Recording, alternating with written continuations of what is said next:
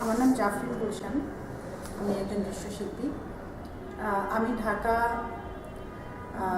Faculty of fine arts Charukala থেকে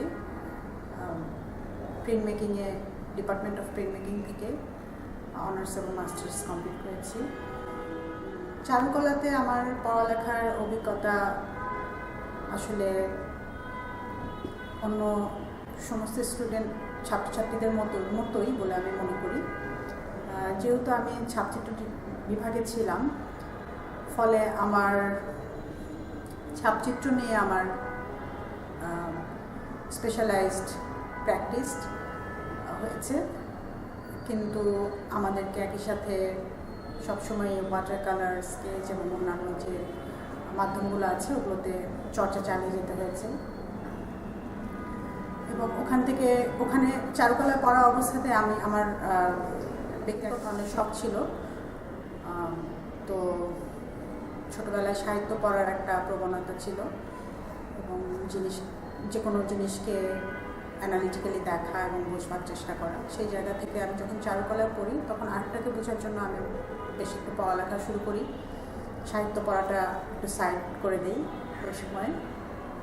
তো সেটার পরিপ্রেক্ষিতেই আমি একভাবে লেখালেখি জগতে চলে আসি। লেখালেখির জগৎ বলতে তাও খুবই স্পেশালাইজড বিষয় নিয়ে, সেটা হচ্ছে এক্সিবিশন রিভিউ, আর্ট রিভিউ। এবং এইটা শুরুতে খুবই স্পন্টেনিয়াস ছিল, খুবই ছেলে মানুষই ধরনের দেখার প্রবণতা। কিন্তু আমি যতদিন গেল আমার মনে হলো যে আমি অনেক প্রদর্শনী দেখেছি, লিখেছি এবং কীভাবে লিখতে হয়, কীভাবে অ্যানালাইসিস করতে, এটা যখন আরও ভালো করার চেষ্টা করার একটা প্রবণতার ভিতরে গেলাম, তখন আমার মনে হলো যে আমার শিল্প সম্পর্কে আমার বোঝাপড়া, জগৎ সম্পর্কে, শিল্প সমাজে কী করে, শিল্পীরা কী করে, তাদের ভূমিকা কীরকম হতে পারে এবং শিল্প কীভাবে জ্ঞানচর্চার অংশ হয়ে উঠলো, অংশ হিসেবে শিল্পচর্চাকে দেখা যায়। তো এই সমস্ত বিষয়গুলো আমার কাছে পরিষ্কার হতে শুরু করে আস্তে আস্তে। তারপরে আমি একটা চাকরিও করি। লেখালেখির ক্ষেত্রে আমি অবশ্যই অধ্যাপক লালা রুখ সালেমের নাম বলবো। উনি আমাকে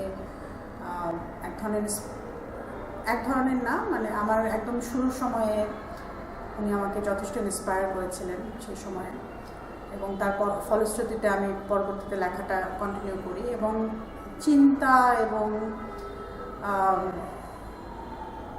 ভাবনার জায়গা থেকে আমি বলবো যে আসলে অনেক শিল্পীরাই আমাকে অনুপ্রাণিত করেছে ওই সময়ে। তারপরে আমি তখন বোধহয় মুর্তজা বশীর বেঁচে ছিলেন, আমি ওনার লেখাপত্র পড়েছিলাম এবং ওনার ছবি দেখা এবং ওনাদের ওই সময়ে 60-এর দশকে আমিনুল ইসলাম, মুর্তজা বশীরদের সামাজিক দেশের প্রয়োজনে এবং সামাজিক আন্দোলনগুলোতে যুক্ত হওয়ার যে প্রবণতা তরুণ বয়সে, এগুলো আমাকে উদ্বুদ্ধ করেছে এবং আমাকে তখন ভাবতে শিখিয়েছে যে মানে একই সাথে যখন বলা হয় যে শিল্পীরা আসলে অনেক বেশি নিভৃতচারী হয়, তাদের জগৎ থেকে বেরোয় না, সামাজিক কর্মকাণ্ডে অতটা বেশি অ্যাক্টিভ অনেক সময় দেখা যায় না। যদিও এখন ঠিক এই সময় এটা একটু অপ্রাসঙ্গিক মনে হতে পারে, কিন্তু আমি যখন চারুকলা পড়তাম, একদম চারুকলার ভিতরে আমরা যখন ছাত্র ছিলাম হয়তো বুঝিও নাই, এত বড় পরিসরে জানার সুযোগ ছিল না, বা আমি নিজে ব্যক্তিগত হতে পারে যে আমি নিজে বুঝতে পারি নাই, কিন্তু আমার ওনাদের পড়ে আমার মনে হতো যে হ্যাঁ, শিল্পী হিসেবে তো আসলে সমাজের প্রতি দায়বদ্ধতা থেকেই যায়। এবং এই জায়গাটাকে আমি আসলে আমার ছাত্র জীবন থেকে শুরু করে এখন পর্যন্ত আমি যে ধরনেরই কাজ করি না কেন, লেখা বা যে একটা অর্গানাইজেশনে কাজ করা, আমি খুবই ডেভোটেডলি কাজ করার চেষ্টা করি। ওই দায়িত্বের জায়গাটা দেখার দায়িত্বটা নেওয়ার জন্যই আসলে দায়িত্বটা গ্রহণ করেই। এবং ব্যক্তি হিসেবেও আমি মনে করি যে শিল্পীর জীবন আর ব্যক্তির জীবনকে আমি খুব একটা আলাদা করতে চাই না, কারণ আমার প্রতিদিনকার লিভিং এবং রাস্তায় চলাফেরা, মানুষের সাথে আমার সম্পর্ক, বিভিন্ন ধরনের এবং জীবনের নানা পর্যায়কে দেখা, এগুলো আমি সবই মনে করি যে একজন শিল্পীর মানে একজন মানে শিল্পী জীবন থেকে আসলে আলাদা কিছু না, কারণ এগুলো ছাড়া তো আসলে আর শিল্প ফলশ্রুতিতে এবং এই রকম আমি মনে করি যে দায়িত্বশীলতার জায়গা থেকে আসলে আমি আমার শিল্পী হিসেবে আমার এই যাত্রাটাকে, সময়ের সাথে আমার যাত্রাটাকে আমি দেখি এবং নানান সময়ে নানান ধরনের প্রজেক্টে, পাবলিক প্রজেক্টে কাজ করেছি, নানান গ্রুপগুলোতে পার্টিসিপেট করা, শিল্পকলা ন্যাশনালে এগুলো করেছি, কিন্তু তারপরেও মনে হয়েছে যে আসলে মানে আমাদের শুধু কি এক্সিবিশন করাটাই মানে আমাদের একমাত্র শিল্পীদের লক্ষ্য হয় কিনা, এটাও আমি প্রশ্ন করি নিজেকে। কিন্তু আসলে তো শিল্প তো একটা ভাষা, মাধ্যম, সেটা তো আসলে শুধু নিজের কাছে রাখার কিছু না, এটা তো একটা কালেকটিভ বিষয়, তো ভাষা তো আসলে এক্সচেঞ্জ করতে হয় সেই জায়গা থেকেই। আর এই ধারাবাহিকতা আসলে সবসময়ই প্রদর্শনী করা, বিশেষ করে প্রদর্শনী করা না, শিল্প চর্চার মধ্যে আমি সবসময়ই ছিলাম। সেটাকে আমি পড়া বলি, পড়াটাকে আমি শিল্পচর্চার অংশ হিসেবে দেখি, বা একটা ভালো ফিল্ম দেখাকেও আমি মানে আমার কাছে ভালো লাগা যে ফিল্ম, সেটাকেও আমি আসলে আমার চর্চার অংশ হিসেবে দেখি। তো সেই জায়গা থেকে আমি চাকরি এবং অন্যান্য সমস্ত কিছু মিলিয়ে আমি নিজে ব্যক্তিগতভাবে সবসময়ই প্র্যাকটিসের ভিতরে ছিলাম এবং আছি, এবং অনেকদিন প্ল্যান করেছি যে আমার একটা প্রদর্শনী করতে হবে। আমি প্রথমে একক প্রদর্শনীর জন্যই চিন্তা ভাবনা করছিলাম, তো এবং কাজ গুছিয়েও নিয়েছিলাম আমার স্টুডিওতে। তারপরে মাসুদা খাতুন জুই, যিনি আমার কো আর্টিস্ট, আমার সাথে প্রদর্শনী করেছেন কলাকেন্দ্রে,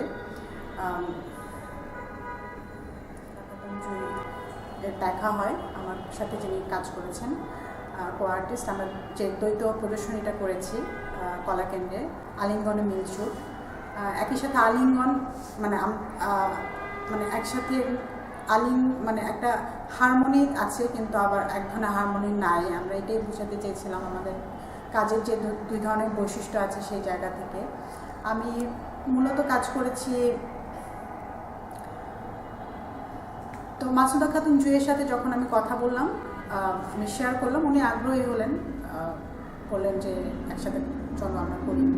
আমিও খুব একটা বেশি ভাবিনি, আমি ভাবলাম যে হ্যাঁ, আগে একক প্রদর্শনী না করে আমি একটু দেখি আরেকজনের সাথে প্রদর্শনী করে, যে আসলে আমি তো ইয়েতে কাজ করছি, দলীয় প্রদর্শনীতে কাজ করি, স্টুডিওতে কাজ করি, কিন্তু দুইজন হলে অনেক কাজ নিজের মতো করে দেখায় এবং মানুষের মধ্যে কীভাবে যাচ্ছে, একটা গ্যালারিতে ডিসপ্লে হওয়ার পরে শিল্পকর্মগুলো কী ধরনের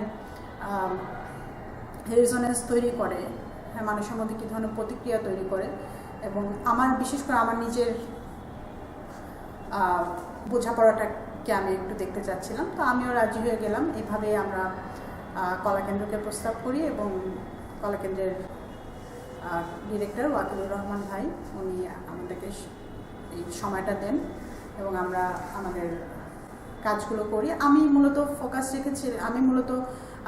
ফোকাস রেখেছিলাম ড্রয়িং ভিত্তিক কাজ করার ক্ষেত্রে, এবং কিছু পেন্টিং করেছিলাম পরের দিকে। ড্রয়িং করতে করতে মনে হলো যে অনেক ড্রয়িং করে ফেলছি, একটু অন্যভাবে করে দেখি কী হয়। যদিও আমার মনে হয়েছিল যে আমি ড্রয়িংই করতে চাই। আবার আমি কেন ড্রয়িংটাকে বেছে নিয়েছিলাম, কারণ ড্রয়িংয়ে আমি মনে করি যে আসলে আমার যে সময়ের ব্যবস্থাপনা করে চলতে হয়, সে সময় ব্যবস্থাপনা আমি যে সময়টা স্টুডিওর জন্য দিতে পারি বা আমি আমার নিজের কাজের জন্য ব্যয় করতে পারি, সেখানে আসলে ড্রয়িং খুবই ভালো একটা মাধ্যম হিসেবে আমি পছন্দ করেছিলাম। কারণ এটাতে আমি দ্রুত আমার যেহেতু ড্রয়িংয়ের একটা স্কিল আছে, কালি দিয়ে, রং দিয়ে বা কলম পেন্সিল দিয়ে, সেই দক্ষতাটাকে আমি আসলে দিয়ে আমার চিন্তাটাকে আমি দ্রুত কাগজে প্রেজেন্ট করতে পারি। তো এই জায়গা থেকে আমি ড্রয়িংকে খুবই প্রেফার করছিলাম, এবং আমি কখনোই ভাবি নাই যে আসলে কোন মাধ্যমে কাজ করছি। এটার চেয়ে বড় ইম্পর্টেন্ট, মানে বেশি গুরুত্বপূর্ণ হচ্ছে যে আমি কি নিয়ে কাজ করছি বিষয়। এক পর্যায়ে যে আমি আর জুইয়াপা আসলে চিন্তাও করি যে আসলে আমাদের এক্সিবিশনটা কী রকম হবে, কোন একটা একটু গাইডলাইন একটু গুছায় যদি কেউ দিত তাহলে হয়তো ভালো হতো। এবং তখন জুই আপা প্রস্তাব করে যে লালা রূপ সেলিমের সাথে কথা বলি আমরা, দেখি কি হয়। তো এই সময়ে টরি আপা আমাদেরকে অনেক মানে উনি খুবই গাইডলাইন আসলে দেওয়ার মতো বোধহয় উনি মানসিকতা ধারণ করে না, কারণ খুবই স্বাধীনতা দিয়ে তোমরা যা ভালো লাগে করো, যেভাবে ভালো লাগে, যেটা লাগে। যেমন আমার ছোট ছোট কাজ দেখো যে হ্যাঁ তুমি এভাবেই যেটা পারছো, যেটা তোমার সাধ্যের মধ্যে আছে সেভাবেই কাজ করতে হবে আসলে। তো এই ইন্সপিরেশনগুলো আমার মনে হয় আমাকে সাহস জুগিয়েছে।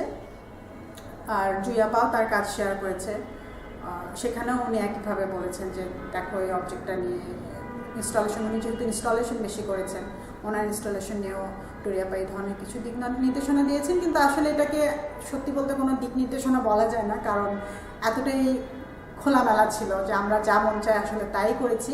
কিন্তু আসলে সেটাও হয়নি, কিন্তু গুছিয়েই একটা প্রদর্শনীর আয়োজন হয়েছে আমার মনে হয়। তো প্রদর্শনীতে আমার বিষয় আসলে আমি যেমন ব্যক্তিগতভাবে যেমন মনে করি যে জীবনযাপন হচ্ছে শিল্পচর্চার বাইরে না, একটা ভালো বই পড়া বা ভালো আমি নানান ধরনের মানুষের সাথে মিশি, সেইটা নানান ইভেন্টে যাই, সেইটা সব কিছুই আসলে সব অভিজ্ঞতাই আমাকে আরও বেশি পূর্ণতা দেয় বা আরও বেশি অভিজ্ঞতা আমাকে নতুনভাবে অনেক কিছু দেখতে শেখায় বলে আমি মনে করি। তো সেই জায়গা থেকে আমি এটাও মনে করি যে আসলে আমার জীবনযাপনের জন্য যে বিষয়গুলো খুবই গুরুত্বপূর্ণ সেটাই আমি বিষয় হিসেবে আসলে আমার প্রদর্শনীর জন্য বেছে নিয়েছিলাম। সেক্ষেত্রে আমার জীবনে একটা বড় পরিবর্তন আসে যখন আমি সন্তানের মা হই, এবং আমি দেখলাম যে আসলে জীবনটা তো এর আগে অনেক হাসি মানে খেলো ছিল, কোনো দায়িত্ব ছিল না, মা বাবার একটা ঘরোয়া পরিবেশে তাদের কিছু গাইডেন্সে আমি চলি, কিন্তু বাদবাকি তো সব স্বপ্নের মতো, যা মানে ইচ্ছা মতো ঘুরে বেড়াচ্ছি, পড়ালেখা করছি, দেখছি। কিন্তু তারপর যে স্টেপটা জীবনে আসলো, পর্বটা, তখন গিয়ে দেখলাম যে আসলে আরেকজন মানুষকে মানে বিশেষ করে সন্তান শিশু মানে বাচ্চাদের বড় করা, এটা আসলে একটা শেখার ব্যাপার। এবং আমাদের সমাজে নতুন মায়েদের আসলে সহযোগিতা করার মতো পারিবারিক বা সামাজিক কাঠামো কোনোটাই নাই, যেটাতে মা আসলে খুবই নিশ্চিন্তভাবে বাচ্চাকে বড় করতে পারে। আবার সেটা যদি হয় যে কর্মজীবী মা, তাহলে তো আসলে আমার মনে হয় আরও চ্যালেঞ্জিং, কারণ সমাজে আমাদের বিশেষ করে বাংলাদেশের সমাজে এই পরিকাঠামো তৈরি হয়নি যে কর্মজীবী মায়েরা বাচ্চাকে নিশ্চিন্তভাবে বাসায় রেখে বা অফিসে ডে কেয়ার সব অফিসে নাইও। তো এই সমস্ত বিষয় আমারকে অনেক বেশি মানে আমি আমি আমি স্ট্রেসড ফিল করতাম আসলে, যে আমি কি ঠিক কাজ করছি কিনা। আবার আমি তো একজন আলাদা মানুষ, আমার কিছু স্বাদ আলাদা আছে। এখন এই এত বছরের জীবন হঠাৎ করে যখন একটা পরিবর্তনের ভিতরে চলে যায়, সেটার সাথে অভ্যস্ত হওয়ার একটা প্রক্রিয়া আমার মনে হয় একটু সময় লাগে। এই মাদারহুড, মা হয়ে উঠতে আসলে সময় লাগে, শুধু বাচ্চা বড় করাটাই মা হয়ে ওঠা না। তো এই বিষয়গুলো তো আসলে আমাদের কোথাও কখনো শেখানো হয়নি, বা নিশ্চয়ই অনেক গবেষণা হয়েছে এগুলো নিয়ে, কিন্তু আমাদের কোথাও কোনো কারিকুলামে কোনো চর্চাতে এগুলো নাই। তো এগুলো আসলে কেমন যেন একটা মানে সে আদিমভাবে আমাদেরকে মনে হয় যে করে করে শেখার মতো ব্যাপার, কিন্তু ইতিমধ্যে তো অনেক কিছু ঘটে যায় যে হয়তো কখনো বাচ্চার সাথে ও যেটা যাচ্ছে, ও কী বলতে চায় আমি বুঝি না। আবার এটা আছে, আবার কর্মজীবী মা হিসেবে যে বাচ্চাকে যে সময় না দিতে পারে, বাচ্চাকে পরিবারের অন্যদের কাছে রেখে যাওয়া, এটা তো এক ধরনের ভার মনে হয় অনেক সময়, যে আসলে এই মানুষগুলো তো আমার বাচ্চার জন্য খাটছে। তো এই সমস্ত কিছু আসলে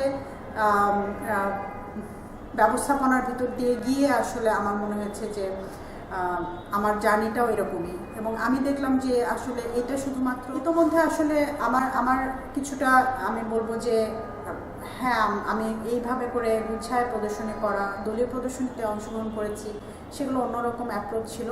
কিন্তু এইরকম করে গুছিয়ে প্রদর্শনী করা, যেটা একক প্রদর্শনীর জন্য আমি ভাবছিলাম, এটা আমি একটু সময় নিয়েছি। এবং আমার যখন আমি যখন মা হই, আমার বাচ্চা যখন জন্মায়, আমি তখনই বুঝে গেছিলাম যে আসলে মানে এটা আমার কমন সেন্স বলেছে যে হয়তো আমি আগামী 5 বছর অনেক বেশি আমি যতটা ডিভোটেডলি মানে ছবি আঁকতে চাইবো, এটা হয়তো আমি এতটা সময় দিতে পারবো না, কিন্তু এই 5 বছর এই বাচ্চাটাকে দিতে হবে। এবং আমার কাছে এটা কোনো কষ্ট লাগে নাই, কারণ আমি মনে করি যে এটা সে ডিজার্ভও করে, এবং হয়তো সারা জীবনই সে যেটা একটা শিশু যা ডিজার্ভ করবে মানুষ বড় হয়ে ওঠা, সেটা আমি একজন দায়িত্বশীল মানুষ হিসেবে সেটা আমাকে মেনে নিতে হবে এবং করতে হবে। তো এই গ্যাপটাকে আমি এই গ্যাপের মধ্যে মানে এই যে একটা আমার 6-7 বছরের একটা গুছিয়ে কাজ না হয়ে মানে প্রদর্শনী বা এই ধরনের পাবলিক এঙ্গেজমেন্টে না যাওয়ার পেছনে আমার মনে হয় যে এটা আমার পরিকল্পনার অংশই ছিল, এবং আমি এটা মেনে নিয়েছি এবং আমার এটা নিয়ে কোনো রিগ্রেট নাই। তবে আমার যেটা মনে হয় যে এই পরিবর্তিত যে আমার আইডেন্টিটি, এইটা আমাকে আসলে এক ধরনের কখনো কখনো ক্রাইসিস বোধ করেছে যে আসলে এই আইডেন্টিটি অনেক সময় দেখা গেল যে আমি ব্যক্তি জাফরিনের আইডেন্টিটির চেয়েও অনেক শক্তিশালী, যে আমি একজন মা। হ্যাঁ, কিন্তু এটার মধ্যে তো একটা মানে আসলে সুন্দর যোগাযোগ বা ব্যালেন্স, একটা ভারসাম্য থাকাটা জরুরি ছিল সমাজে। এটা সমাজ থেকে আসে আমার কাছে, আমার ব্যক্তিগত মনে হয় না, কারণ আমি ব্যক্তিগতভাবে ওই চাপ বোধ করি নাই যে আমার বাচ্চা আছে দেখে আমি কাজ করতে পারি না, এরকম কোনো চাপ আমি কখনো বোধ করি না। আর ওই সময় তো আসলে আমি বললাম না যে জীবনযাপনটাই যখন আমি মনে করি যে আসলে আমার শিল্পচর্চার অংশ, তখন আমি যদি একটা ভালো ফিল্ম দেখি, ছবি দেখি, আমি যদি গাছ যত্ন করি, এগুলো আমি তো এগুলোকেও মানে আর্ট প্র্যাকটিসের অংশ মনে করি। হ্যাঁ, তো আর সবচেয়ে বড় কথা আমি আসলে একটা পর্যায়ে যে আবিষ্কার করলাম যে মানে আমি এটাকে এরকম করে একবার একটা প্রজেক্টের মতো ভিডিও আমি একটা বানিয়েছিলাম ছোট, কখনো কোথাও ডিসপ্লে করা হয় নাই, যে a child is an art project. মানে আমার মনে হচ্ছিল যে বাচ্চাকে বড় করা এটা আসলে এখন আর্ট প্রজেক্ট। মানে আমরা যেভাবে আর্টকে আলাদা করি, ব্যাপারটা সেটা না। এবং একজন মানুষের দায়িত্ব নয়, এটা অত্যন্ত গুরুত্বপূর্ণ, অবশ্যই মানুষ হিসেবে প্রথম গুরুত্বপূর্ণ দায়িত্ব। যদি সেই দায়িত্ব আমাকে নিতে হয়, এবং যেহেতু এটা একটা ন্যাচারাল প্রসেসের ভিতর দিয়ে এই দায়িত্বের ভিতরে আমরা পড়ে যাই, এবং সেটাকে আসলে আমি এটাকে খুবই শৈল্পিক একটা জার্নি মনে করি। আমি শিল্পচর্চার একটা অংশ মনে করি। এবং আমার ছেলে বাচ্চা, ও ছোটোবেলা থেকে দেখেছে মা থাকে না, মা অফিস করছে, মা প্রদর্শনীতে যাচ্ছে, ওকেও নিয়ে আমি গেছি। আমি দেখেছি যে বাচ্চারা আসলে খুবই কোঅপারেটিভ হয়। আমরা বড়রা অনেক সময় কম কোঅপারেটিভ হয়, কম ধৈর্য দেখাই, কিন্তু বাচ্চারা অনেক ধৈর্য দেখায়। আমি যখন স্টুডিওতে কাজ করছি শেষের কয়েক মাস, আমি রাতে হয়তো অফিস করে 11টা পর্যন্ত আমি কাজ করে বাসা যেতাম। ওকে আমি সকালে একবার দেখতাম, তারপরে হয়তো রাতে গিয়ে দেখে ঘুমিয়েই গেছে, আবার সকালে ওর সাথে আমার দেখা হয়। তো ও তো এই মানে ওর তো একটা মাকে মিস করা বা মার আদর পেতে ইচ্ছে করে নিশ্চয়ই। তো এইটা হয়তো ও তো আমার জন্য এই কম্প্রোমাইজটা করছে। এবং এখানে এমন কোনো মানে আমাদের মধ্যে কোনো দূরত্ব হয় নাই, আমাদের মধ্যে কোনো ভুল বোঝাবুঝি হয় নাই। আমি তাকে বলেছি মা ছবি আঁকছে, এবং আমার যেদিন প্রদর্শনী ওপেনিং হলো, বাসায় যেয়ে এসে আমাকে কংগ্রেচুলেট করেছে, মা you did a very good job. তো এটা আমার জন্য খুবই ইন্সপায়ারিং এবং আমার ভালো লেগেছে। এবং আমি মনে করি যে এখন আসলে ওই সময় নাই যে কোনো শিল্পীদের আসলে মানে বিশেষ করে মেয়ে শিল্পীদের ক্ষেত্রে আমি বলতে পারি, আগে একটা সময় মানে 70-80 দশকে এটা ইউরোপে ছিল, মানে ওয়েস্টে ছিল এই ধরনের প্রবণতা। হয়তো তারাও মহিলারাও এগুলো ফেস করে এসেছিল, দেখে এই ধরনের চিন্তার উদ্ভব হয়েছে যে আর্টিস্টরা আর মানে বাচ্চা আসলে অনেক এনার্জি নিয়ে নেয়, আর্ট ইটসেলফ হচ্ছে বাচ্চার মতোই একটা ব্যাপার। তো আমার কাছে এখন মনে হয় যে এগুলো আসলে লেজিটিমাইজ করা যায় না কোনোভাবে, কারণ হচ্ছে যে আমরা তো আসলে আর্ট করি কালেকটিভ একটা, মানে আমার পার্সোনাল অভিজ্ঞতাকে আমি তো কোনো পার্সোনাল মানুষ, আমি তো একটা কালেকটিভ মানুষ, সবাইকে নিয়ে আমি একজন মানুষ। তো আমাকে নিজেকে এইভাবে তো আলাদা করতে পারি না যে মানে সন্তান থাকলে কোনো মহিলা শিল্পী হতে পারবে না। আমার মনে হয় এই সমস্ত ভাবনা আসলে এখন এই সময় এসে আর কাজ করে না, যখন আসলে খুবই ইন্টারডিসিপ্লিনারি মাধ্যমে কাজ করা যায়, যখন আসলে মানুষও আসলে গ্রহণ করতে শিখেছে ইন্টারডিসিপ্লিনারি অ্যাপ্রোচ, এবং সেটা চিন্তা এবং কাজ সব জায়গা থেকেই। ফলত আমি খুবই এবং আমার প্রদর্শনীতে যে ড্রয়িংগুলো ছিল সেগুলো আমি বলবো যে হ্যাঁ, এটা আমি আমার যে আসলে চিন্তার জায়গাটা ছিল সেটা একটু বলি।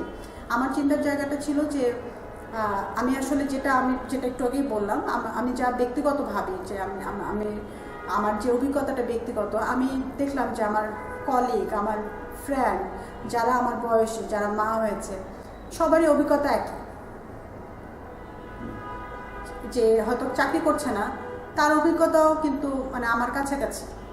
তার একই ধরনের দুশ্চিন্তা বাচ্চাকে নিয়ে, কোথায় রাখবে, কার কাছে যাবে, কোন স্কুলে যাবে, যে সেটার নিরাপত্তাটা কি, সামাজিক নিরাপত্তা কি, বাচ্চাকে কোথাও খেলতে নিয়ে যেতে পারছি না, আমরা শুধু রেস্টুরেন্টে নিয়ে যেতে হয় বাচ্চাদেরকে, হ্যাঁ, বা কোনো শপিং মলের প্লেগ্রাউন্ডে খেলতে নিয়ে যেতে হয়, তো মানে কোনো খেলার মাঠ নাই। তো এই সমস্ত বিষয়ে আমরা হয়তো অনেক সময় আলাপ করি। আমার মনে হয় যে এই জার্নিটা প্রতিটা এতটাই কমন, তখন আমি প্রথম আবিষ্কার করলাম যে এটা তো আসলে আমার একার অভিজ্ঞতা না। ফলে আমি যদি আমার অভিজ্ঞতাটা বলি, আলটিমেটলি এটা আসলে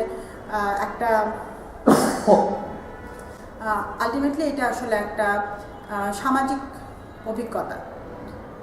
ফলে আমি আমার প্রদর্শনীটা আমি একটু ভাবছিলাম যে আসলে এত ব্যক্তিগত জিনিস, বাচ্চা মায়ের সম্পর্ক, হ্যাঁ, আমার সাথে আমার বারবার মানে ওই বন্ডিংটা দেখানো, হ্যাঁ, ওকে স্কুলে নিয়ে যাওয়া, এই যে জিনিসগুলো চিত্রায়ন করছি, হ্যাঁ, তার মধ্যে কখনো হার্ট দিচ্ছি যে আসলে হৃদয়ের কী অবস্থা হয় ওই সময়ে, হ্যাঁ, সময় ঘড়ি দিচ্ছি, সময়ের যে ব্যবস্থাপনা, এই ধরনের নানান অবজেক্ট দেই।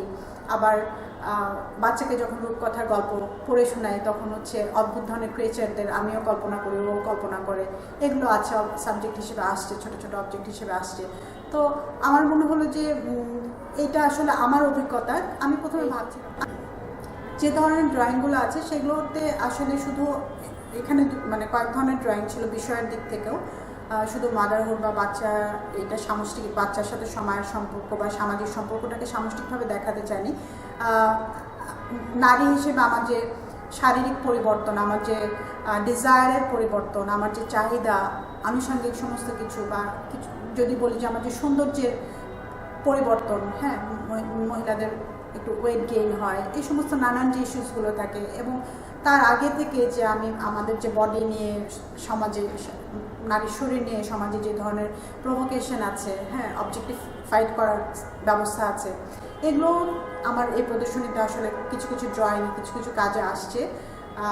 তারপরে আমি আবার বলবো যে আমি এর আগেও আসলে স্থাপনা ধর্মী কাজ করেছি, আমার খুবই ভালো লাগে, কারণ এটা আসলে এত ওপেন একটা জায়গা যে কখনো মনে হয় শেষ করা যায় না, এরকম অনেক কিছু করা যায়, বারবার চেঞ্জ করা যায়। তো আমি ওই আনন্দটা আসলে রাখতে চাচ্ছিলাম আমার কাজে, হ্যাঁ, যে 2 ডাইমেনশনাল জায়গা থেকে আমি একটু কোথাও একটা তো এরকম কাজ করছিলাম। যখন তখন ইনস্টলেশন বা স্থাপনাধর্মী কাজের যে আমার কাছে মনে হয় যে ফ্রিডমটা, সেটা সবসময় এনজয় করেছি। এর আগেও আমি খুবই পছন্দ করি আসলে পাবলিক প্রজেক্ট করতে, যেমন উঠানের সাথে একটা আর্ট প্রজেক্ট ছিল, যেটা আমি একটা কাজ করলাম ওয়াশপুরে, এবং ওটা খুবই দুর্দান্ত অভিজ্ঞতা ছিল। এবং আমি দেখলাম যে মানুষ খুবই জেনারাস, পাশের মসজিদ, পাশেরই আমরা শিল্পীরা এরকম কাজ করছি, হ্যাঁ, যেটা অনেক সময় মানুষ মনে করে যে রিলিজিয়নের সাথে শিল্পের বোধহয় মানে রিলিজিয়াস মানুষরা বোধহয় শিল্পীদেরকে পছন্দ করে না। আমার কাছে এরকম একদমই মনে হয় না। আমার মনে হয় যে মানুষ আসলে অনেক বেশি গ্রহণই করতে পারে, আমরাই বোধহয় ভালোভাবে পরস্পরকে অ্যাপ্রোচ করতে পারি না, হ্যাঁ, আমরাও ভয় পাই, তারাও ভয় পায়, বা কোথাও তো একটা ঝামেলা হয়, এটা আমার মনে হয়। কিন্তু ওখানে কাজ করতে গিয়ে আমি দেখলাম যে খুবই যিনি দোকান করেন, ছোট ছোট বাচ্চারা, রিক্সাওয়ালা চাচা আমাদের প্রদর্শনী ওপেনিং করেছেন, মানে এইরকম গ্রাউন্ড লেভেলে কাজ করা, এটা একটা অন্যরকম হয়তো মানুষকে দেখা বা মানুষকে বোঝা, সমাজকে বোঝার জন্য খুবই একটা আই ওপেনিং অভিজ্ঞতা আমার কাছে মনে হয়েছিল। তারপরে আলিয়াসে একটা প্রদর্শনীতে, যৌথ প্রদর্শনী যদিও ছিল, বপন, ওইটাতেও কাজ করলাম। ওইটাতে আমার ইনস্টলেশন ধর্মী কাজ ছিল, এবং ওইটার যেহেতু থিমটা ছিল হচ্ছে কৃষকের অবস্থা বাংলাদেশে, আসলে আমরা কৃষি এবং কৃষক এবং যে ফুড পলিটিক্স, হ্যাঁ, কোন দিকে যাচ্ছে এটা নিয়ে। তো এটা নিয়ে আমার তিনটা কাজ ছিল। ওই কাজগুলো করতে গিয়ে আমি দেখলাম যে আমি তো মানে খুব যে অনেক কাজ করি তা না, মানে করা হয়ে ওঠে না, বা আমি নিজেও অনেক কাজ করতে মানে আমি আসলে প্রথমে মানে কলাকেন্দ্রের প্রদর্শনীতে আমি আসলে প্রথমে ইনস্টলেশন রাখতেই চাইনি। সত্যি বলতে আমি ভেবেছিলাম একদম 2 ডাইমেনশনাল কাজই করব, যেটা আমি সাবজেক্ট হিসেবে ভেবেছিলাম, চিন্তার কনসেপচুয়ালি আমি যেটাকে দিতে চাচ্ছিলাম। তো কিন্তু আমি পরে দেখলাম যে আসলে আমার মানে ওই আনন্দটা হচ্ছে না, যেটা আমি আর একটু ফ্রিডম আমি একটু কোথাও প্লে করতে চাচ্ছিলাম। তখন আমি আগের যে ইনস্টলেশন করার অভিজ্ঞতাগুলো, এবং ইনস্টলেশন তো আসলে নানান মানে শুধু 3 ডাইমেনশনাল হয় না, নানান মাত্রার হয়। ওখানে বাতাস খেলে, ওখানে নানান ধরনের টেক্সচার থাকে, হ্যাঁ, আলো ছায়ার একটা কিছুটা গ্যালারি থেকে আর্টিস্ট নিজে করতে পারে, কিছুটা অ্যাম্বিয়েন্সে ও নিজের মতো করে একটা স্থাপনা, নিজের মতো করে একটা পরিবেশ তৈরি করে। তো এই জিনিসগুলো আমার কাছে আমাকে মনে হলো যে আমি আসলে এটা এখানে যদি না করি এই প্রদর্শনীতে, তাহলে বোধহয় শেষ হবে না। ফলত আমি একটাই ইনস্টলেশন করেছি, যেটা ঘরের কাঁথা নিয়ে, এবং কাপড় ঝুলানোর হ্যাঙ্গার ছিল, ওষুধ ছিল, সুই সুতা ছিল, হ্যাঁ, এরকম কিছু জিনিস যেগুলো মানে আমরা প্রতিদিনই ব্যবহার করি। কিছু আমি অবজেক্ট ছোটো ছোটো বানিয়েছিলাম, হাত বা অংশ, মাথা স্কাল্পচারাল ছোটো ছোটো অবজেক্ট বানিয়েছিলাম, সেটাও একদম বাচ্চাদের খেলার ক্লে দিয়ে, মানে এইরকম ওপেননেস থাকে একটা স্থাপনা করার জন্য। তো যেটাকে আমি খুব এনজয় করেছি, এবং আমার মনে হয়েছে যে সেটাও আসলে খুবই এই পার্সোনাল বিলঙ্গিংটাকে সামাজিক বিলঙ্গিং হিসেবে রিপ্রেজেন্ট করেছে। মাসুদা খাতুন জুঁইয়ের সাথে আমার কাজ করার অভিজ্ঞতা, আমি বলবো যে আমি খুবই ভাগ্যবান। ওনার আন্তরিকতা এবং আমাদের এই দুইজনেরই একটা আসলেই খুব ভালো আলিঙ্গন, মানে একটা আন্তরিকতা তৈরি হয়েছিল, একটা আলিঙ্গন তৈরি হয়েছে। এবং এই আমরা মানে যে আলিঙ্গনে মিলছুট, হ্যাঁ, এইটা মিলছুটটা আসলে কিছু না, মানে মাধ্যমগত জায়গা থেকে বা চিন্তা, উনি যেভাবে ভেবেছেন ওনার ভাবনাটা কিন্তু একদম আলাদা, আবার আমার ভাবনাটা একদম আলাদা, কিন্তু দুইটাই আবার সামাজিক জায়গা থেকে উৎসারিত, এবং সমাজের অভিজ্ঞতা থেকেই, উনিও সামাজিক অভিজ্ঞতাকেই পার্সোনালাইজ করে আবার কাজ করেছেন। আমিও আমার ব্যক্তিগত অভিজ্ঞতাকে আবার সামাজিকভাবে আমি দেখার চেষ্টা করেছি। আমাদের পার্থক্য হচ্ছে এই জায়গায়, কিন্তু দুইটাই সমাজ থেকে নেওয়া অভিজ্ঞতা। তো ফলত যেটা হলো যে দুই ধরনের কাজ, দুই ধরনের চিন্তাকে একসাথে সিনক্রোনাইজ করে একটা প্রদর্শনী করা, এবং এই বৈশিষ্ট্যটা আবার বজায়ও ছিল। দুই ধরনের কাজ যে আলাদা, এটা অনেক দর্শকই বলেছে যে আপনাদের কাজ আসলে একদমই আলাদা, হ্যাঁ। কিন্তু এটাই ছিল চ্যালেঞ্জটা, এবং এটাই ছিল মূল ভালো লাগার জায়গাটা, যে আসলে এমন কিছু না যে মানে এমন কোনো শর্ত কাজ করে না। 22 অক্টোবর 2024 আমাদের প্রদর্শনীটা চলে, এবং প্রদর্শনীর ডেট বোধহয় আর সপ্তাহখানেক আগে শেষ হয়ে যাওয়ার কথা ছিল, কিন্তু গ্যালারির কিউরেটর ডিরেক্টর ওয়াকিলুর রহমান, ওনারা বোধহয় ভাবছিলেন যে এখন প্রদর্শনীটা তো ভালোই সাড়া ফেলেছে, আরও কিছুদিন করে মানুষ দেখতে আসবে, এবং হ্যাঁ আসলে সেটাই হয়েছে। এই জন্য আমি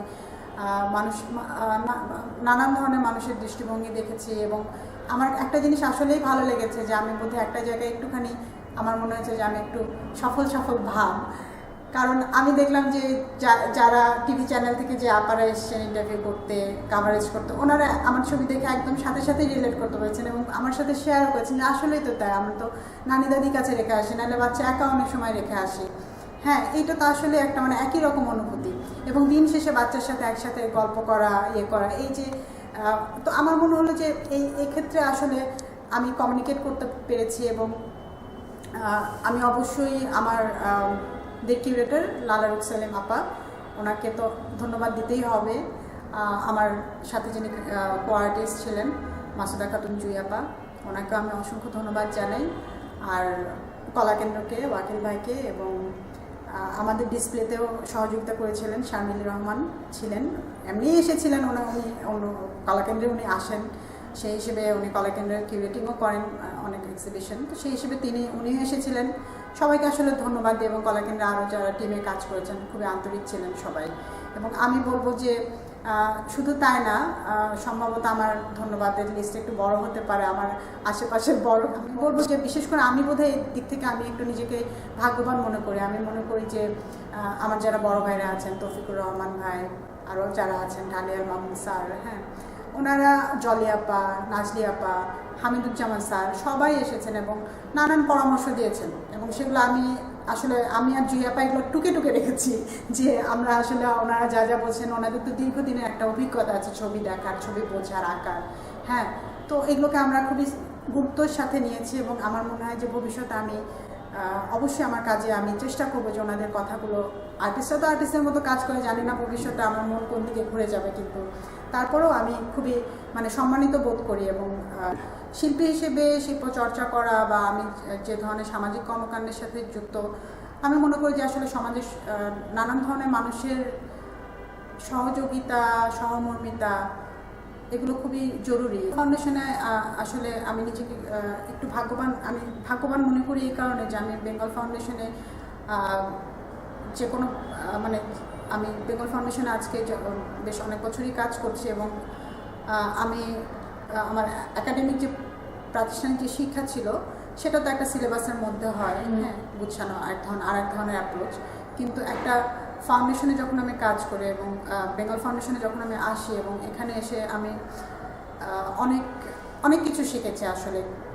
একটা প্রদর্শনী কিভাবে করতে হয়, গবেষণা কিভাবে করতে হয়, কিভাবে একটা ইভেন্ট অর্গানাইজ করতে হয়, কিভাবে আর্টিস্ট স্টেটমেন্ট লিখতে হয়, পড়তে হয়, অনেক কিছু আসলে কোনো শেষ নাই। এবং এখানে বেঙ্গল ফাউন্ডেশনে থাকার সুবাদে এত শিল্পীদের ছবি দেখেছি, তো এই দেখা আমার মনে হয় যে আসলে বইয়ে পড়ার চেয়েও অনেক গুরুত্বপূর্ণ যে আমি জয়নুল আবেদিন স্যারের শিল্পকর্ম আমি হাতে নিয়ে বা সামনাসামনি দেখতে পাচ্ছি, যেটা নিয়ে আমি 15 দিন 20 দিন ধরে কাজ করছি। তো এই যে অ্যাটাচমেন্টগুলো শিল্পীদের, আমাদের মাস্টার শিল্পীদের কাজের সাথে আমার হয়েছে, পরিচয় হয়েছে, এটা তো আমি হয়তো একাডেমিতে পাইনি, কিন্তু এখানে এসে আমি পেয়েছি। আবার আমি অবশ্যই কৃতজ্ঞতা জানাই লুভানা চৌধুরীকে, ওনার মতো একজন, আমি বলবো খুবই, একই সাথে আমি আরও বেশি কৃতজ্ঞতা জানাই এবং আমি আরও বেশি নিজেকে সৌভাগ্যবান মনে করি এবং কৃতজ্ঞতা জানাই প্রথমে যে বেঙ্গল ফাউন্ডেশনের কাজের ক্ষেত্রে আমাদেরকে আসলে সবসময় দিক নির্দেশনা দেন লুভানা চৌধুরী।